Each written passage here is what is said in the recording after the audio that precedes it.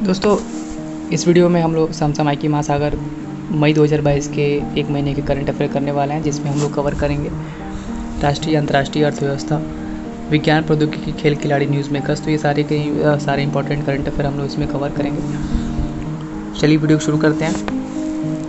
पहले देखते हैं इंटरनेशनल बुकर प्राइज़। तो 2022 का जो बुकर प्राइज़ है, भारतीय लेखिका गीतांजलि श्री और अमेरिका की अनुवादक हैं डेजी रॉकवेल, जिन्हें 26 मई 2022 को अनुदित कथा के लिए उपन्यास टॉम्ब ऑफ सैंड के लिए इंटरनेशनल बुकर प्राइज़ 2020 इन्होंने जीता है। और टॉम्ब ऑफ सैंड मूल रूप से इंटरनेशनल बुकर प्राइज़ जीतने वाली किसी भी भारतीय भाषा में लिखी गई पहली पुस्तक है और पुरस्कार द्वारा मान्यता प्राप्त हिंदी से अनुवादित पहली उपन्यास है। इस चीज़ को ध्यान रखेंगे। उत्तर प्रदेश राज्य में जन्मी लेखिका Geetanjali Shree International Booker Prize जीतने वाली पहली भारतीय लेखिका बन गई हैं। गीतांजलि श्री के उपन्यास ने 5 अन्य शॉर्ट लिस्ट की गई पुस्तकों के विरुद्ध प्रतिस्पर्धा की, जिनमें मेइको कावाकामी, बोराचुंग, जोफ फासे, क्लाउडियन पिनेरो और पूर्व विजेता ओल्गा टोकारचुक की पुस्तकें भी शामिल थीं। टॉम्ब ऑफ सैंड के बारे में देख लेते हैं। टॉम्ब ऑफ सैंड एक 80 वर्षीय महिला की कहानी बताती है, जो वर्ष 1947 के भारत विभाजन के दौरान अपने अनुभवों के आभासों का सामना करती है। टॉम्ब ऑफ सैंड ब्रिटेन में एक छोटे प्रकाशक टिल्टेड एक्सिस प्रेस द्वारा प्रकाशित किया गया है। टॉम्ब ऑफ सैंड को मूल रूप से हिंदी में रेत समाधि के रूप में प्रकाशित किया गया था। डेजी रॉकवेल द्वारा अंग्रेजी में इसका अनुवाद किया गया है। गीतांजलि श्री के बारे में देख लेते हैं। गीतांजलि श्री एक हिंदी उपन्यासकार और लघु कथा लेखिका हैं, जो नई दिल्ली में रहती हैं। उन्होंने 5 उपन्यास और लघु कथाओं के कई संग्रह लिखे हैं, जिनमें से कई का फ्रेंच, अंग्रेजी, सर्बियाई, जर्मन और कोरियाई भाषा में अनुवाद किया गया है। वर्ष 2000 में प्रकाशित उनके उपन्यास माइको क्रॉस वर्ड बुक अवार्ड 2001 के लिए भी शॉर्टलिस्ट किया गया था। वह इंदु शर्मा कथा सम्मान पुरस्कार की भी प्राप्त करता है और संस्कृत मंत्रालय के भारत और जापान फाउंडेशन की फेलो रही हैं। इंटरनेशनल बुकर प्राइज़ की बात करें तो इंटरनेशनल बुकर प्राइज़ वार्षिक रूप से ऐसी पुस्तक को दिया जाता है जिसका अंग्रेजी में अनुवाद किया गया है और यूके या फिर आयरलैंड में प्रकाशित की गई हो। यह पुरस्कार मैन बुकर प्राइज़ से अलग है, जो अंग्रेजी उपन्यास के लिए है। क्वेट के बारे में देख लेते हैं। टोक्यो जापान में 24 मई 2022 को प्रधानमंत्री नरेंद्र मोदी ने जापान के प्रधानमंत्री फूमियो किशिदा, संयुक्त राज्य अमेरिका के राष्ट्रपति जो बाइडेन और ऑस्ट्रेलिया के प्रधानमंत्री एंथनी अल्बानीज़ के साथ दूसरे in person quad leaders summit में भाग लिए। प्रमुख निष्कर्ष इसमें देख लेते हैं। शिखर सम्मेलन में Indo Pacific maritime domain awareness के लिए साझेदारी की गठन की घोषणा की गई। हिंद प्रशांत क्षेत्र में मानवीय सहायता और आपदा राहत पर साझेदारी स्थापित करने की भी घोषणा की गई है। शिखर सम्मेलन ने क्वाड सैटेलाइट डेटा पोर्टल के एक हिस्से के रूप में डाटा साझा करने का मार्ग प्रशस्त किया, जो सदस्य देशों के उपग्रहों के बीच सहयोग को बढ़ाएगा।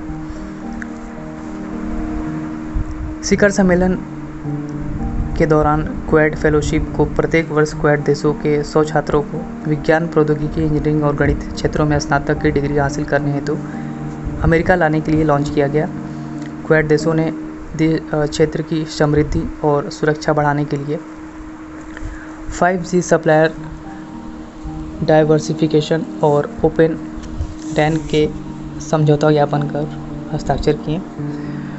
क्वाड के सदस्य देश वर्ष 2023 में अगले व्यक्तिगत शिखर सम्मेलन के आयोजन पर सहमत हो गए हैं, जिसकी मेजबानी ऑस्ट्रेलिया द्वारा की जाएगी। ये चीज़ इंपॉर्टेंट काफ़ी है, ध्यान रखेंगे। क्वाड के बारे में देख लेते हैं, क्या है क्वाड। तो क्वाड क्वाड्रिलेटरल सिक्योरिटी डायलॉग है। डायलॉग या फिर क्वाड समूह एक अनौपचारिक रणनीतिक मंच है, जिसमें भारत, जापान, ऑस्ट्रेलिया और संयुक्त राज्य अमेरिका शामिल हैं।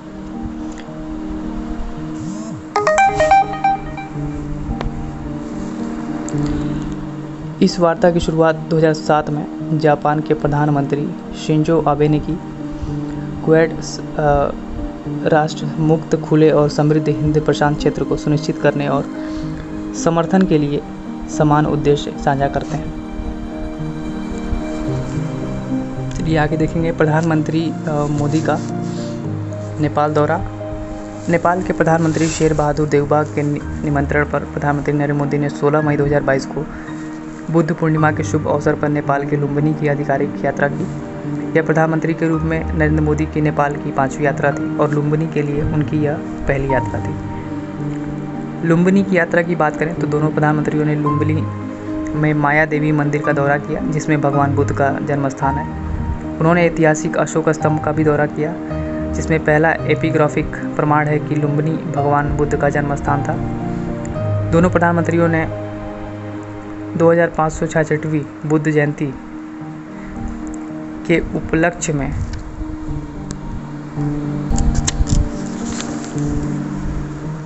नेपाल सरकार के तत्वाधान में लुम्बिनी डेवलपमेंट ट्रस्ट द्वारा आयोजित एक विशेष समारोह में भाग लिया। India international centre for Buddhist culture and heritage, प्रधानमंत्री मोदी और नेपाली प्रधानमंत्री देउबा ने एक शिलान्यास समारोह में लुम्बिनी में India international centre for Buddhist culture and heritage के निर्माण के लिए आधारशिला रखी। नई दिल्ली स्थित अंतर्राष्ट्रीय बौद्ध परिसंघ IBC मार्च 2022 के समझौते के तहत Lumbini development trust LTD Nepal द्वारा IBC को आवंटित भूमि पर इस केंद्र का निर्माण करेगा। आगे देखेंगे 6 समझौता ज्ञापनों पे हस्ताक्षर। भारतीय सांस्कृतिक संबंध परिषद ICCR और लुम्बिनी बौद्ध विश्वविद्यालय के बीच बौद्ध अध्ययन के लिए डॉक्टर अंबेडकर पीठ की स्थापना पर समझौता ज्ञापन।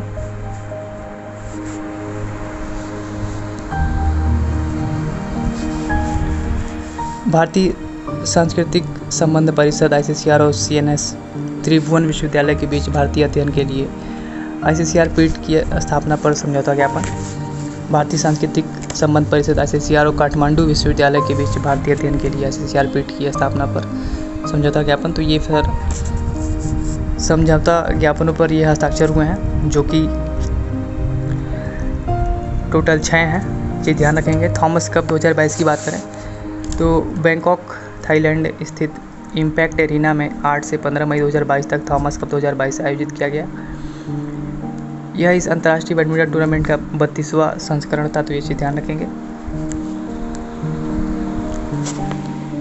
भारत की पुरुष बैडमिंटन टीम ने फाइनल में 14 बार की विजेता टीम इंडोनेशिया को 3-0 से हराकर पहली बार थॉमस कप का खिताब जीत लिया। जापान और डेनमार्क ने कांस्य पदक जीते। फाइनल में प्रदर्शन की बात करें तो फाइनल मुकाबले के पहले मैच एकल में लक्ष्य सेन ने ओलंपिक कांस्य पदक विजेता इंडोनेशिया के एंथनी गिटिंग को 8-21, 21-17 और 21-16 से हराकर भारत को 1-0 की बढ़त दिलाई। दूसरे मैच युगल में सात्वी कसाईराज रंकी रेड्डी और चिराग शेट्टी की भारतीय जोड़ी ने मोहम्मद अहसान और केविन संजया सुकामुल्जो को हराकर भारत को 2-0 की बढ़त दिलाई।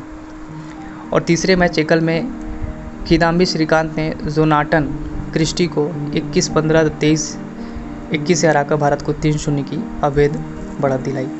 और भारत को 3-0 की निर्णायक बढ़त मिलने के बाद फाइनल मुकाबले के बाकी बचे 2 मैच आयोजित नहीं किए गए।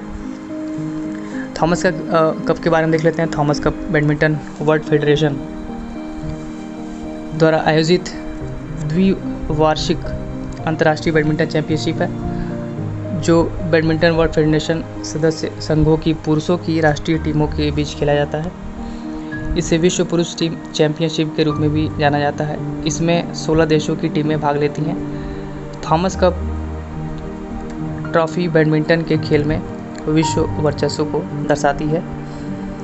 थॉमस कप प्रतियोगिता का विचार सर जॉर्ज एलन थॉमस द्वारा प्रस्तुत किया गया था। इंडोनेशिया ने कुल 14 बार थॉमस कप खिताब जीता है और इस प्रतियोगिता में सबसे सफल टीम है। इसके बाद चीन ने 9 बार थॉमस कप जीता है। मलेशिया, जापान और डेनमार्क, भारत ने एक बार यह खिताब जीता है। यहाँ आप देख सकते हैं 2010 से 2022 तक थॉमस कप के जो विजेता हैं।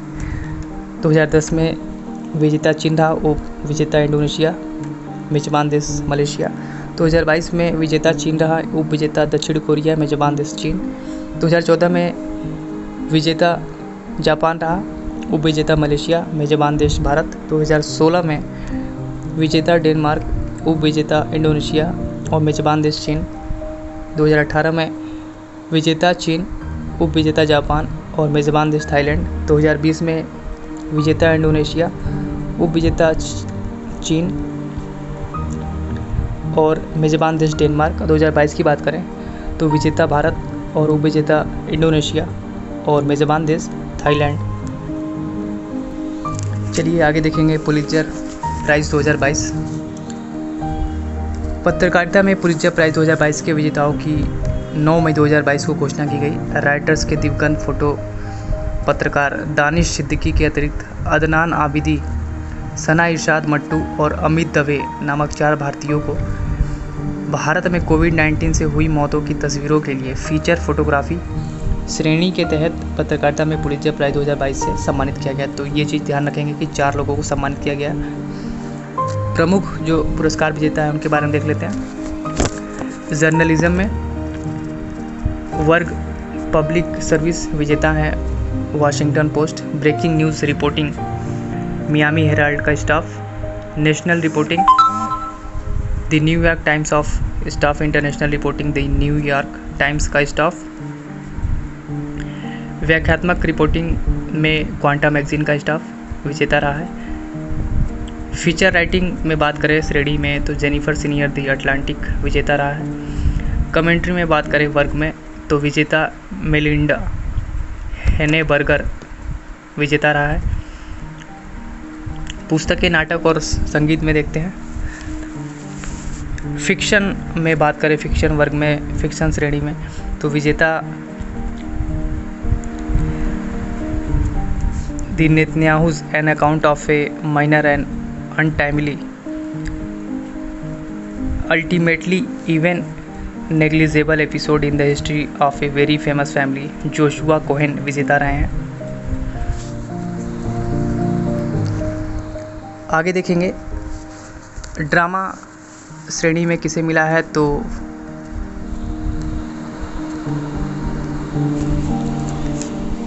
फिक्शन में बात करेंगे गाइस तो the Netanyahus an account of a minor and untimely even negligible episode in the history of a very famous family, Joshua Cohen विजेता रहे हैं। आगे देखेंगे ड्रामा श्रेणी में तो फैट हॉम जेम्स इजेम्स विजेता रहे हैं। हिस्ट्री में covered with night Nicole Eustace विजेता रहे हैं। बायोग्राफी में chasing me to my grave an artist memoir of the Jim Crow South Winfred Rembert विजेता रहे हैं। पोएट्री में फ्रैंक सोनेट डायनेसिस विजेता रहे हैं। जनरल नॉन फिक्शन में विजेता की बात करें तो invisible child poetry survival and hope in an American city Andrea Elliott विजेता रही हैं। संगीत में बात करें तो वॉइसलेस मास रेवेन चाकोन विजेता रहे हैं। आगे बात करेंगे स्पेशल साइटेशंस तो वर्ग में बात करें स्पेशल अवार्ड्स एंड साइटेशंस तो विजेता रहे हैं यूक्रेन के पत्रकार। दोस्तों पुलित्जर प्राइज़ के बारे में देखते हैं। पुलित्जर प्राइज़ के बारे में देखते हैं। यह वर्ष 1917 में जोसेफ पुलित्जर की इच्छा में प्रावधानों द्वारा स्थापित किया गया था, जिन्होंने एक समाचार पत्र प्रकाशित के रूप में अपना भाग्य बनाया था। यह पुरस्कार न्यूयॉर्क शहर में कोलंबिया विश्वविद्यालय द्वारा प्रशासित किया जाता है और इसे अमेरिका पत्रकारिता में सबसे प्रतिष्ठित पुरस्कार माना जाता है।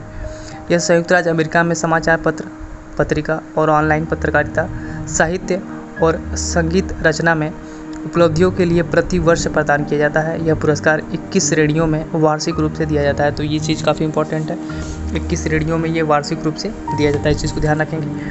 चलिए वर्ल्ड प्रेस फ्रीडम इंडेक्स 2022 की बात करेंगे।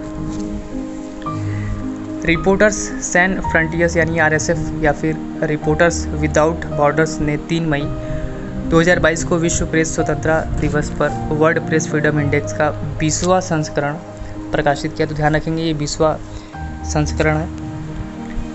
यह सूचकांक स्वतंत्रता की स्थिति पर प्रकाश डालता है जो पत्रकारों, समाचार संगठनों और नेटिजन्स के पास प्रत्येक देश में है, और इस प्रकार की स्वतंत्रता का सम्मान करने के लिए सरकार के प्रयासों पर प्रकाश डाला गया है। तो वैश्विक परिदृश्य देख लेते हैं। विश्व प्रेस स्वतंत्रता सूचकांक 2022 में नॉर्वे 92.65 के स्कोर के साथ सबसे ऊपर है। तो ध्यान रखेंगे नॉर्वे टॉप पर है, इसके बाद से डेनमार्क का नंबर आता है 90.27 स्कोर, और स्वीडन 88.84 स्कोर क्रमशः दूसरे और तीसरे स्थान पर है, इस चीज़ को ध्यान रखेंगे। प्रेस की स्वतंत्रता के मामले में उत्तर कोरिया 13.92 के स्कोर के साथ विश्व का सबसे खराब देश है। निम्न 5 में शामिल अन्य देशों में म्यांमार, तुर्कमेनिस्तान। भारत का प्रदर्शन देखेंगे। वर्ल्ड प्रेस फ्रीडम इंडेक्स 2022 में शामिल 180 देशों में भारत 41 के स्कोर के साथ 150वें स्थान पर है। पिछले संस्करण में भारत 142वें स्थान पर था। सूचकांक के बारे में इंपॉर्टेंट तथ्य देखते हैं। वर्ल्ड प्रेस फ्रीडम इंडेक्स पत्रकारों के लिए उपलब्ध स्वतंत्रता के स्तर के अनुसार देशों और क्षेत्रों को रैंक करता है। इंडेक्स की रैंकिंग 0 से 100 तक के स्कोर पर आधारित है, जिसमें 100 सबसे अच्छा संभव स्कोर और 0 सबसे खराब है।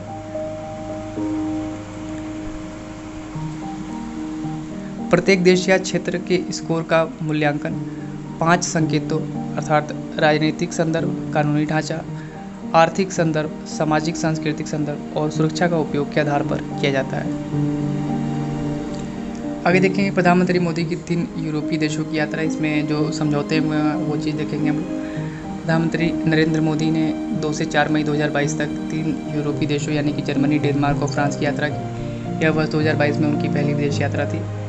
जर्मनी यात्रा, अपनी यात्रा के पहले चरण में उन्होंने जर्मनी का दौरा किया और बर्लिन में जर्मनी के संघीय चांसलर ओलाफ शाल्ज के साथ द्विपक्षीय वार्ता की, ताकि विभिन्न क्षेत्रों में सहयोग को बढ़ाए और तेज किया जा सके। उन्होंने आपसी हित के क्षेत्रीय और वैश्विक मामलों पर भी विचारों का आदान प्रदान किया। भारत जर्मनी अंतर सरकारी परामर्श, दोनों नेताओं ने बर्लिन में द्विवार्षिक भारत जर्मनी अंतर सरकारी परामर्श यानी IGC 2022 के 6ठे संस्करण की सह अध्यक्षता की। यह चांसलर शाल्ज के साथ प्रधानमंत्री मोदी का पहला अंतर सरकारी परामर्श था।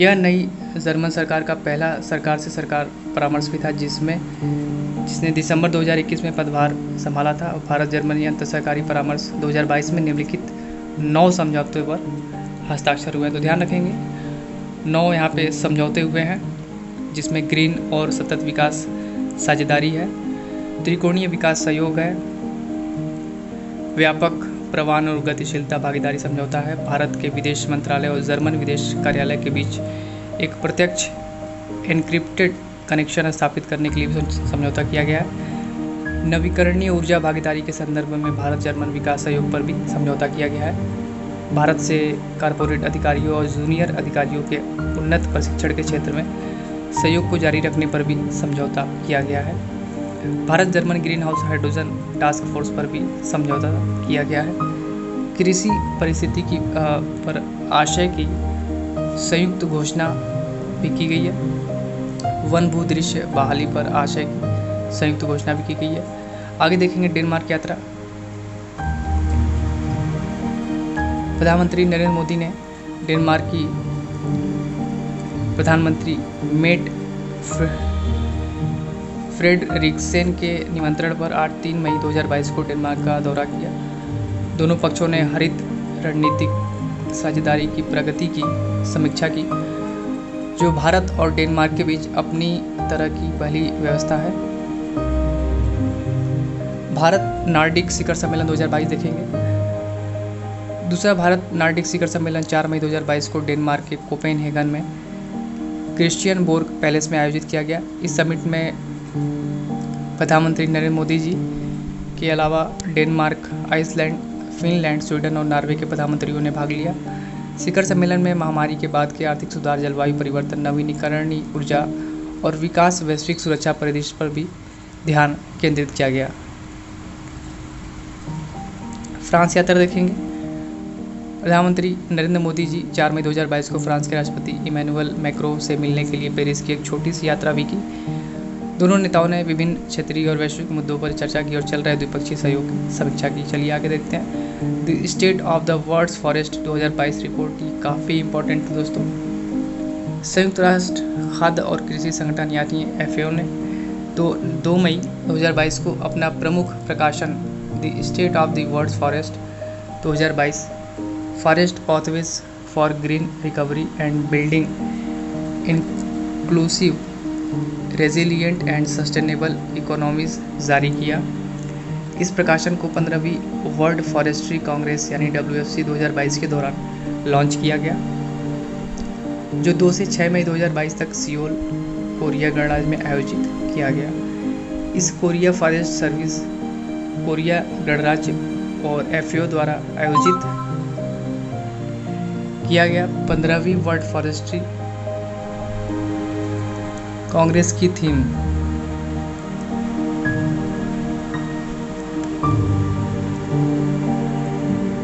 मुख्य विषय जो था वो था building a green healthy and resilient future with forest.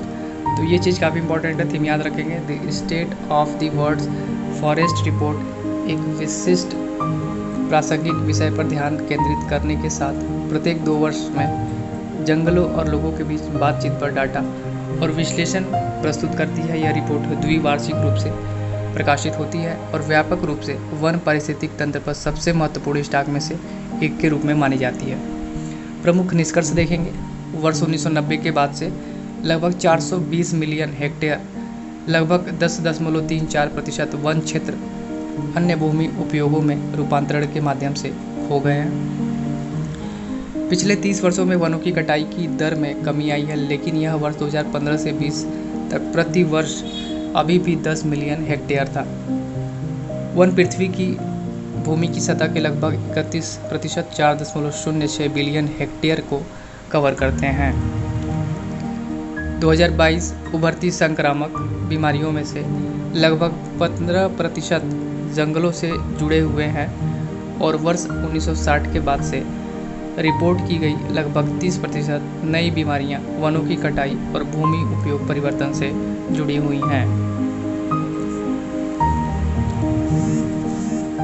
अवैध वन्यजीव व्यापार को कम करने, भूमि उपयोग परिवर्तन से बचने और निगरानी बढ़ाने के आधार पर महामारियों को रोकने के लिए वैश्विक रणनीतियों की लागत